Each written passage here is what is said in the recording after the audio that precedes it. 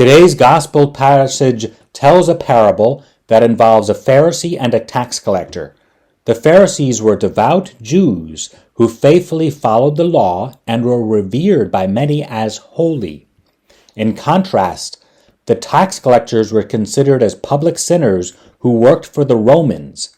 With the help of the tax collectors, the Romans oppressed the people and took their hard-earned money. When Jesus begins his parable by introducing a Pharisee and a tax collector, the hearers would likely have interpreted the Pharisee as a model of good behavior and the tax collector as a model of bad behavior.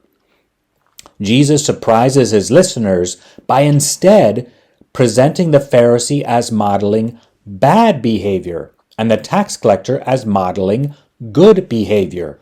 The bad behavior of the Pharisee included praying to himself, comparing himself with other people, and concluding that he is righteous and good, while others, especially that tax collector, are greedy, dishonest, and adulterous.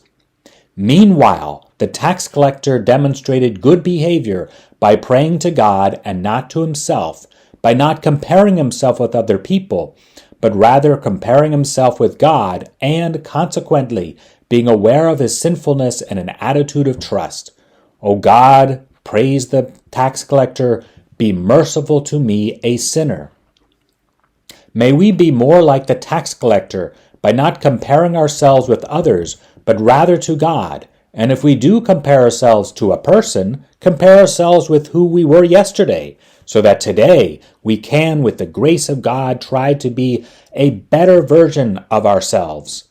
May we be more like the tax collector by praying to God and not praying to ourselves. Often, staying focused on God, comments Gregory Bottaro, is like sitting at a train station and observing trains arrive and leave. If a thought inspires us to humility, trust in God, and to greater goodness and truth, then we are to board this thought train, for it will take us to God. If a thought, though, leads us to pride or discouragement, to comparing ourselves with other people instead of with God, to despising others for their apparent wickedness, or to envying others for their apparent goodness, may we acknowledge these thought trains as not leading us to God, and therefore not trains we will board, for they will bring us to the land of misery and not to the land of joy. Lord Jesus Christ, Son of the living God, have mercy on us sinners. Grant us the grace to discern thoughts and feelings that pass through us. May we let pass self-centered thoughts and feelings that decrease our love of you and our love of our brothers and sisters. May we accept and encourage thoughts and feelings that increase love of you and love of our brothers and sisters. May God bless you.